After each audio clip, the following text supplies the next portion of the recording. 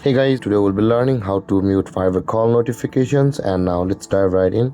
Now to mute Viber call notifications, guys, first open up your Viber app on your phone. And after opening your Viber app, guys, on this interface at the bottom right corner of the screen, you can see there's a more button available for us with three dots. Tap on the more button at the bottom right corner and you'll land over here. Tap on the settings over here again, just above my notes. And over here you can see the notifications option available for us just below the privacy.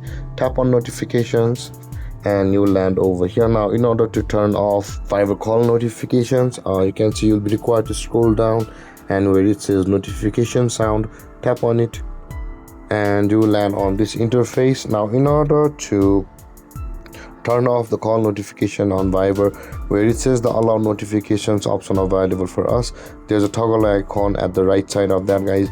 Tap on the toggle icon and the notifications from Viber, including your call notifications, will be turned off.